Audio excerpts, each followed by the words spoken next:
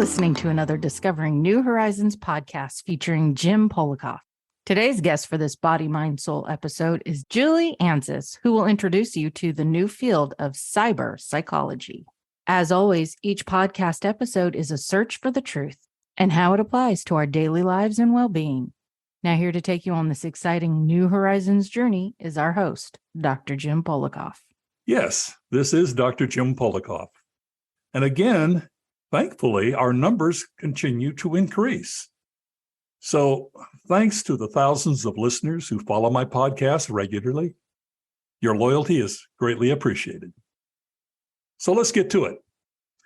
What is technology doing to us?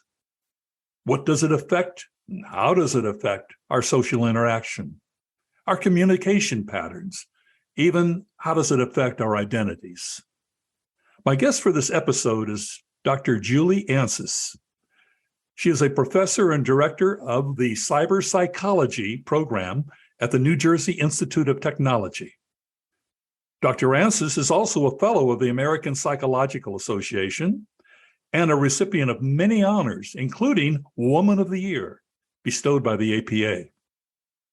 She's authored 80 pro publications and 4 terrific books. In this interview, Dr. Ancis will also give us insight into sexism and social media, providing her own interpretation of the Johnny Depp Amber Heard case. So we've got some good things in store. Welcome, Dr. Ancis. This is an interview that I've been looking forward to. I'm curious, though, before we really get right into it, how does it feel to be the founding director of the first cyber psychology program in the United States? Thank you for having me on your podcast. I'm happy to be here. And that's a great question. Well, it's a very exciting feeling. It's, to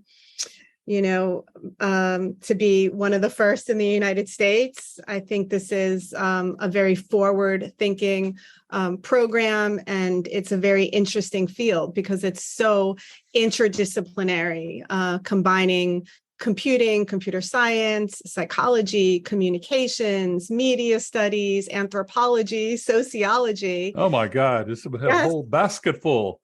It's like going through a supermarket. Yes. Well, in any case, the interaction of technology and human behavior, at least through the lens of psychology, has exploded. Creating your specialty, cyber psychology, can you define what this means? Cyber psychology, broadly speaking, refers to the study or the investigation of psychological processes underlying all aspects of technologically oriented behavior. So in short, it's often referred to as the impact of technology on human behavior, but I would add that it also includes the impact of human behavior on technology. All right, well, good description. Now, you identified 5 major areas which are relevant to your field. Let's go to the internet first, namely online behavior and personality. So you contend the speed and flow of online information has actually galvanized information or actions in such a way, and you use examples like the Arab Spring, Occupy Wall Street, and the Me Too movement. How so?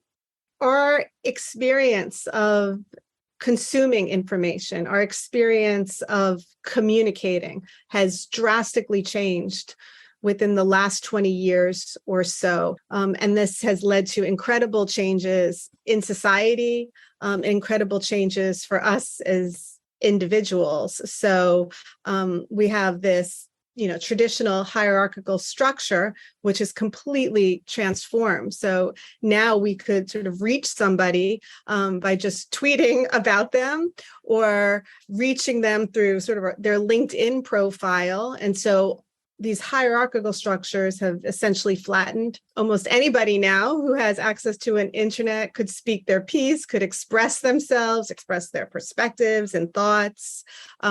We are able now to connect with folks from different continents across the world, really at a moment's notice. And with that, to galvanize group meetings, conversations, thought processes, our access to information now has expanded exponentially. And so we are able to access all kinds of information just through the internet very quickly. And this has really transformed the ways we sort of experience the world, the ways in which we process information, and the ways in which we interact with each other. So now I'm curious. There has been so long the importance of the face-to-face interaction. With the Me Too movement, which has, oh my God, it spread so quickly. Do you attribute this primarily to the internet and social interaction through online experiences?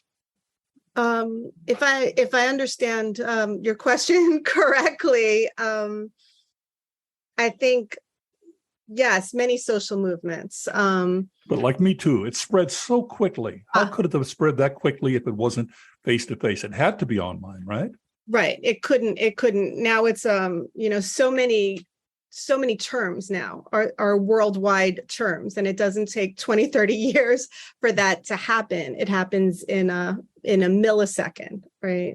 So absolutely, I attribute the internet and our experiences with the internet and our access to the internet to our ability to sort of create these mass movements, to even create sort of mass terminology where we all sort of assume, we understand what these words mean. I think so important. Now, you mentioned people often behave differently in cyberspace versus what they've done offline. Can you explain this? Well, one aspect of cyberspace is the fact that we can be relatively anonymous. For the most part on cyberspace. We could create characters, we could create avatars, we create personas or profiles of ourselves online, and we could create sort of multiple aspects of ourselves. Are you saying that may not be the true selves that we're forwarding? That's a very interesting question, and that's a field of study all in and of itself. I mean, theoretically, we all have various aspects of ourselves, right? The way sort of I behave or interact with my family or friends in private settings may be very different than the way I present sort of professionally. And so the internet allows us to express all these different aspects of self. And also this other layer to do it anonymously, if we want, by creating sort of fake profiles or not even fake profiles per se, but different profiles of ourselves on the internet, and then express ourselves in these different social spaces in various ways, right? Well, I'm going to get to dating in just a moment because I think that's important. But I think what you're saying is that perhaps we should not trust what we're seeing or hearing online, because someone could create a whole different persona, and that may not be the person we're looking at. Well, selfies, for example. Now, there you can't hide from who you are. Are selfies part of this narcissism that is starting to proliferate because of online interaction? That's another great question. Another area that a lot of folks have sort of written about. Folks have written about an increase in narcissism in the general population. This focus on self, the lack of or reduced empathy that we have for sort of other human beings.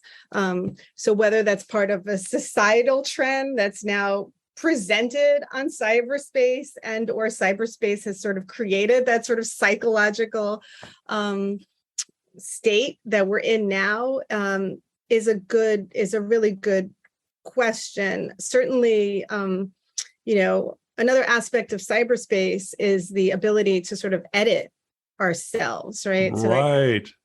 Exactly. Through photoshopping type techniques. And today, I mean, how many people would come up to you and say, look, don't I look great today? But they do these selfies saying, don't I look great today? It's the same thing, but now they're more comfortable doing it for some reason. Yep. And, it is an interesting phenomenon, I think, for folks who are not part of like the Z generation or sort of quote unquote, what's known as digital natives. This whole notion of selfies is very, very new in many respects and very interesting. But as you said, we do have Photoshop, and so we have the ability to increasingly make ourselves, better versions. But not necessarily better, perhaps not realistic versions. Which brings me to online dating. There's obviously an increased trend in online dating. Is this, in your opinion, a good thing or a bad thing? I don't know if any of these things are necessarily good or bad, right? There's some aspects about our experiences in cyberspace, the way we behave in cyberspace that are quote unquote good, and some that are bad, and it just depends. Like certainly, I would say on the quote unquote good side, we now have access to a multitude of partners. And so you could say that that's a positive thing because, increasingly we'll be able to sort of find folks who sort of fit with us. You don't need to beat someone in the dark of a bar. Right, exactly. On the converse, on the opposite of this at the end, and from folks I hear who are single and looking, it's very challenging because now you could just swipe very easily because you have access now to sort of millions of people or thousands of people in your city, whatever it is, or hundreds if you're in a smaller living space. And with that, there's a tendency to say, okay, let me keep looking until I get sort of the perfect mate. And we all know that that's impossible to find, right? Well, I'm not so sure about that. Oh, did you find the perfect mate? Possibly. Okay, Yes. wow. So there's, it's like, the good and the bad. The anonymity thing is also potentially dangerous. So, for people who are trying to take advantage of others, it's easier to find victims, you could say, in a sense, or be victimized online because you never know for sure who you're communicating with. And we're not just talking about necessarily physical victimization, but mentally, psychologically, the victimization that goes on there, that's possibly even a greater type of becoming a victim.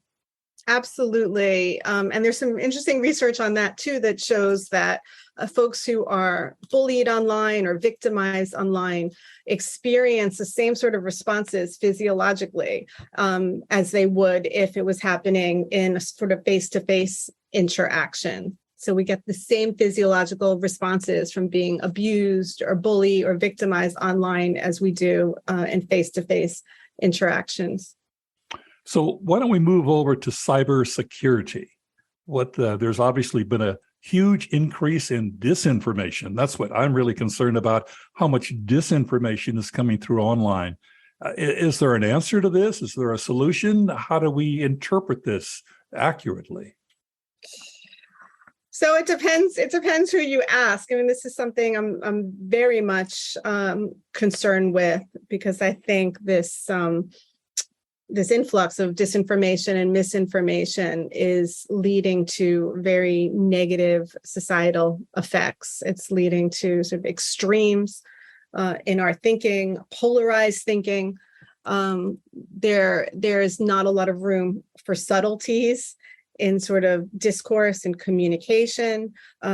We also, because of the way the internet is, we also tend to be stuck in our echo chambers, in our bubbles of information. So we're just being fed information that's consistent with our existing interests and likes and preferences. And that is also leading to an inability to be exposed in many ways to alternative ways of thinking. And we know that we need to be exposed to alternative ways of thought and perspective to increase our own critical thinking. Is there any way we could bring on a magnifying glass? I know this is a parody in a sense, but a magnifying glass that we can say, yes, what I'm seeing, what I'm hearing now is disinformation. Are there any techniques one could use to protect themselves from disinformation? That's a great question, and it would be a great question for a cyber security expert. But I would say from sort of a psychological perspective that we need to be, all of us, and me included, more critical of what we're viewing online. Number one, we need to consider the source of the information. Not everything online is true, right? Oh my goodness, I'd never realized that. There is so much of it coming through and you don't know who to believe, but you're right. You certainly can take a look at the mouth that it's coming out of or the eyes that you're seeing and perhaps detect something that might be wrong. Absolutely. And, it seems obvious, but because we're bombarded with so much information, and it's so easy to find information online that we often don't stop, take a pause, right? Breathe, and say, okay, who is this source? Where is this source coming from? Let me do some research. Good idea. Good suggestion. So what else should we be concerned about? You mentioned that many social media users are risk takers. Are they in danger of such things as criminal activity? Are we just being too loose about all of this? Did I say that? I don't know if you said it, but I'm concerned about it. Perhaps you didn't say that, but I'm saying it.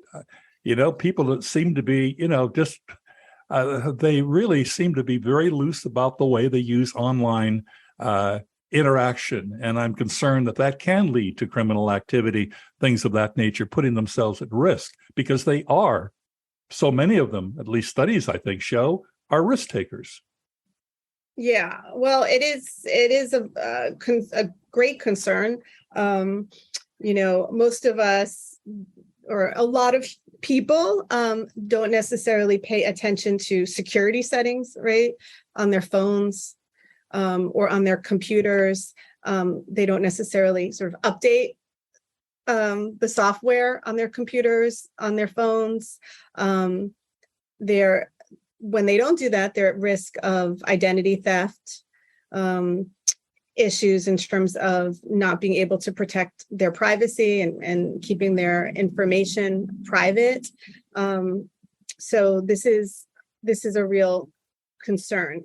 Well, I would think it's a big problem because even if you have, and people sometimes are lulled to sleep because even if you have something like a LifeLock or a way to protect your identity, if you're clicking on the wrong things and allowing the wrong people in, that doesn't matter. You don't have protection any longer. Yeah, that's true. And these thieves are folks who exploit that are becoming increasingly sophisticated. So even folks I know who are experts in cybersecurity have found themselves to be sort of victims of this because they get an email, they're asked to click on a link, and it looks so real. It mimics. Yes, it looks legitimate. You're right. Mm-hmm. Yeah. So let's get into a very sensitive area, Dr. Ancis. There's a huge concern about the menace of cyberbullying. One study reveals that 59% of U.S. teenagers report being bullied online. That's 6 out of 10. Is there any way to reduce or combat cyberbullying? Yeah. Well, cyberbullying in many ways sort of parallels bullying in face-to-face sort of interaction. So now this is one amazing thing about the internet, or maybe less than amazing thing, is that all our behavior is now online. So the bullying that was occurring in the schoolyard is now occurring in cyberspace. But there is a big difference, and that is you can hide behind. Correct. It's so much easier to bully someone on the internet than it is face-to-face because they can't hit back. Yeah, at least absolutely. Can't hit back well. 100%. There is that anonymity aspect. And, I haven't been in high school for a while, but I hear about these things from folks who are freshmen and their experiences in high school. And high schools really vary in terms of the degree to which they take these things seriously. Oftentimes, schools are in a bind because they say these types of things are not happening at school. They're happening on the internet or outside of school hours. And we don't even know who, we can't even necessarily prove who the perpetrator And is. high school kids are actually, that's part of high school, is to attempt to determine in life how far you can push the envelope. Yeah, true. And it's so hard for kids because it's so, even though they may be the victims of these experiences, it's embarrassing. And again, that mimics sort of face-to-face victimization. Oftentimes the victims are the ones who internalize all of this sort of self-hate and negativity and are too embarrassed or afraid to tell other folks in their worlds, So my recommendation would be to parents to try to get an education around various apps, the students or their children's experiences in the world of cyber, which is very hard to do, but to keep the lines of communication open. So when their child is experiencing bullying online, that they're able to come to you and talk about that with you. I think you're right. I think the key is education. In other words, not to ignore it or not to wonder whether it's happening, but actually have your child understand what's going on and the fact they should come to you when this is happening, because then you could work as a team to combat it. Yes. And I know that that's, as a mother, I know that that's very challenging too, because children don't always necessarily, they feel that something's icky, right? Or something's wrong, but they're not necessarily able to articulate it or sort of cognitively understand that, whatever their experience is in the world of cyberbullying or cyber victimization is not appropriate. Well, the parents are the grown-ups in the room, so at least they should try to go make a greater effort to allow themselves to, to let their child know you can come to me and to talk about these things openly. I think that's the problem today with so much going on, television-wise, social media-wise. You don't really spend the interaction that oftentimes families used to years ago. This is very true, which makes me think of some other topics in terms of, us trying to get a handle on our increasing reliance on sort of our phones for alleviating any boredom that we may have, any anxiety we may have, any depression we have. We tend to run to the phone to sort of distract us. And that phone is brought to dinner tables, right? It's brought to the table during breakfast. And with that, there tends to be a minimization of what you just said, the face-to-face interaction, the conversation, the discussion. How's your day? How's it going at school type of thing? How's work going? We're all... well, there is no phone brought to my dinner table by kids or grandkids. I will tell you that because, we just don't get a chance to talk. And the dinner table is a great time just to sit down and relax and have an exchange of conversation. And that's gone. We're back to TV trays and things of that nature. Yep. Yeah. So that's wonderful that you do that you implement that in your home. Well, I think it's important. It's a personal thing, but, sometimes you do have to stand up for things. Another area of social media to touch on is sexism. Now, getting to celebrities, what is your take on the Johnny Depp, Amber Heard situation? So, well, I wrote I wrote a blog about that on my Cyber Psychology page. An excellent blog. Thank you. So I have a blog on Psychology Today as an expert blogger in the field of cyber psychology. I was motivated to write a piece about what I was seeing with regard to social media in the case of Depp and Heard. I was really struck with the tendency of people to seemingly have a very strong opinion, one way or the other, about either Johnny Depp or Amber Heard, just as a function of sound bites, like on Twitter or on TikTok, without necessarily knowing all the details of their lives. Certainly none of us really know unless you know, unless you're close with them, right? And from these sound bites, people formed opinions. Correct. Without knowing the whole picture. Correct. And, those sound bites, those photos, those camera angles, social media influencers are very seductive in terms of how they present the information, and are very skilled at presenting information in a way that takes tidbits out of context, takes a look out of context. And then we sort of roll with it, and then we think we know the whole story. So I don't claim to know sort of or understand what happened in their kind of relationship. I wasn't privy to their particular relationship, but I was definitely struck with some of the tweets, the comments, the sort of the TikTok videos that I was seeing, which seemed to really disparage Amber Heard. Well, exactly. I was going to comment because, as you probably know, I've written, produced, and directed a number of motion pictures. And I have to say that I was very interested in the camera angles and how they were portrayed. Johnny Depp really did get the better of imagery. No question about that. And I think, obviously, that just backs up exactly what you said. Interesting. Yes.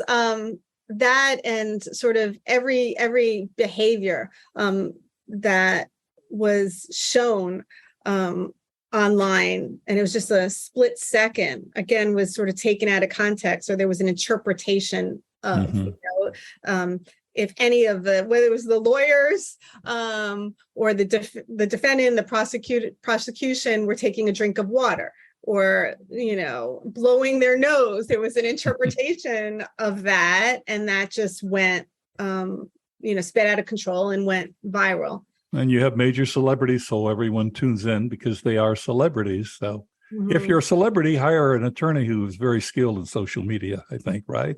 Yeah, that would probably be a good bet. So, I mean, in terms of sexism, I was seeing sort of these extremes with sort of Amber Heard presented as this sort of wicked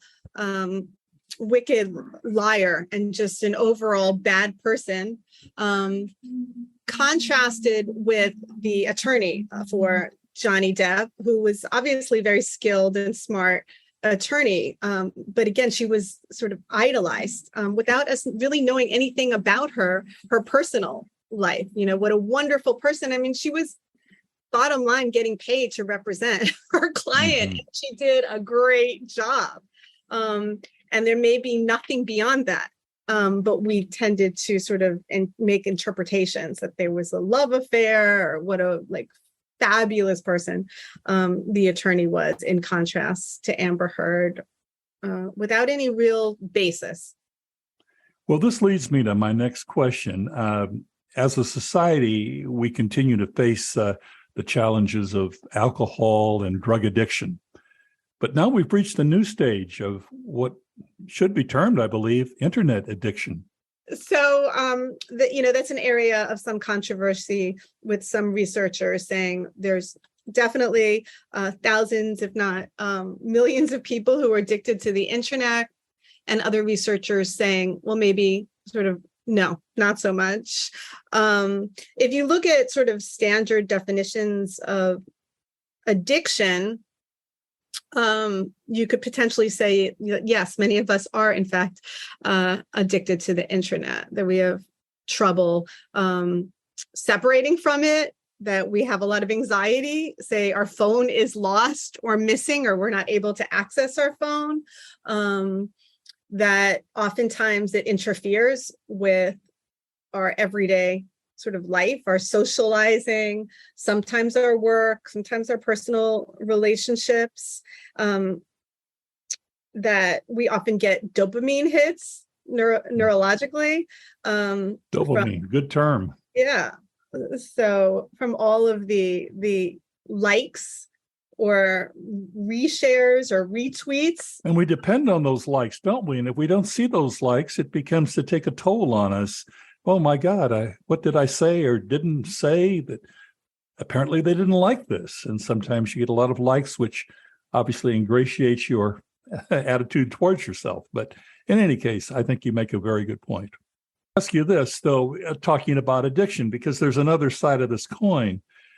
Dr. Ancis, yet women, and I believe this is in a study that you had mentioned, women who share pictures on their mobile phones send more emails, more frequently use Twitter, and they're said to have this actually enable to lower their stress. But isn't this a contradiction to addiction? Well, that was a study that I didn't do, but it was part of a review of studies in one of my articles. We could use the internet for all kinds of reasons, good reasons, bad reasons, neutral reasons, right? So, folks who are using it sort of to socialize, many folks use Facebook because they want to connect with sort of family and friends who don't live in the same city. So they're sharing pictures. Very legitimate reason. Children, right? And their grandchildren. You could find sources of support online that you may not have sort of locally. You may be in a remote area of the world. And so this gives you access to socialization, access to entertainment, access to information that you may not necessarily have in your local kind of environment. At the other end, you could spend an inordinate amount of time just scrolling through your feed, which becomes very mind numbing. And many people use that sort of. And I've seen people sit and scroll for, God, a good hour or so, just going through every single thing. And it does have to be mind-boggling in a sense, because, you're now taken from reality, obviously, of the world around you into the reality of your phone or mobile tablet. Mm-hmm. Yes.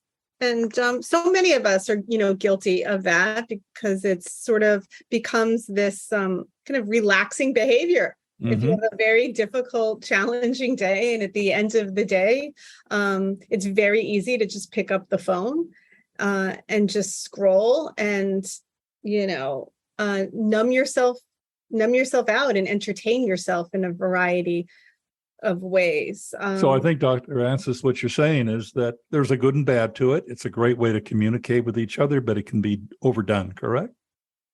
Yeah, I think it depends on the user, like how the user is actually using this technology. That's what it boils down to. The rub there is that so much of this is really addictive, right? In a lot of ways. And there are researchers who will just cringe at that word, who don't believe that there's such a thing as internet addiction necessarily. But so much of this sort of feeds our sense of self-worth, as you mentioned. Am I getting likes? Am I getting retweets? Am I even, besides being liked or not liked, am I even relevant? How is it that so-and-so just got sort of 40,000 likes and I only got, 2? Right. Well, I think what you're saying is, if someone is having too much alcohol or too much of a use of drugs, they can say, well, it's due to the drugs, due to the alcohol. But I don't think people think about the fact they may be becoming addicted to the internet. You make a very good point. I want to get into video games as we are running down in time here. Over 164 million Americans play video games. Is it true that gaming professionals, or I should say gaming provides social interaction and actually reduces depression? That's one part of the study. But then I'm concerned about the violence in video games and if there's any relationship to mass shootings and growing aggressive behavior on the part of people. Yeah, that's a lot. I should have broken it up in two questions, but I couldn't resist. I really see one tied into the other. So, Yeah, I mean, there's incredible benefits to multiplayer games, engaging in video games in terms of the social aspect, in terms of the educational aspect, in terms of entertainment aspect. And again, it really depends on the content.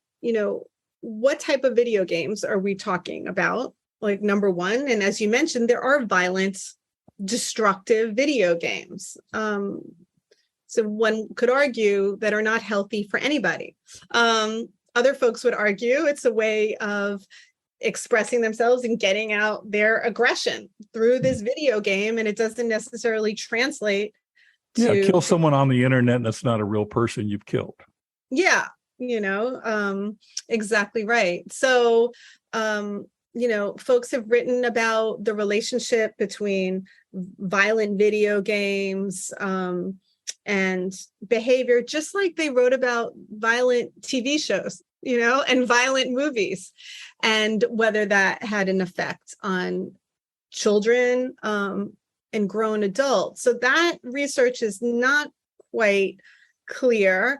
There certainly seems to be a relationship between engaging and viewing violent video games and sort of violent attitudes and or thoughts. Whether it translates into actual behavior that's violent is questionable. And you may say, well, these mass shooters that we know about were watching violent video games. But was it the video games or was it the psychological profile? Or was it a combination? I really think more studies need to be done into this area. And let's face it, mass shooters, people who are murdered, I mean, they are, I think there is some data on the fact that these people do, they're into the internet so much, and that's what's, more or less forming their different behaviors. So you would think that we'd be doing more studies on that. That's where, perhaps even the government should be involved in a little bit more of that, but, preaching to the choir. In any case, quick question about cyber therapy. I just am curious about this because I know that more and more psychologists are involved in treating their patients via cyber therapy through the internet or even through their phone. I mean, it's a lot easier this way. You can do FaceTime if you're not able to get into a doctor's office. And by the same token, doctors can see more patients this way. But is it as effective, in your opinion, as face-to-face therapy? So, I mean, research on this indicates that it is as effective as face-to-face. Teletherapy is as effective. In addition, you have now a variety of apps on our phones that we could access to help with anxiety, to help with depression. You have the use of virtual agents, virtual reality to help with a range of issues and problems, including work with populations like veterans who've been experiencing PTSD as a function of their roles and a function of their service, who sometimes express that they feel more comfortable talking to a virtual agent who's programmed as opposed to a sort of a real live human being. Interesting. So yeah, it's really fascinating. Maybe they're more relaxed in their own home environment. That could be. Or, maybe feel, it's hard to hypothesize, but maybe feel that they won't be as judged by sort of a virtual agent. And so it's a sort of a human being that's simulated in many respects, but not really a human being. Also, folks who have difficulty, children with autism, sometimes respond more effectively to a robot than to a real live human being, and then are taught an incredible number of social skills by engaging with this robot.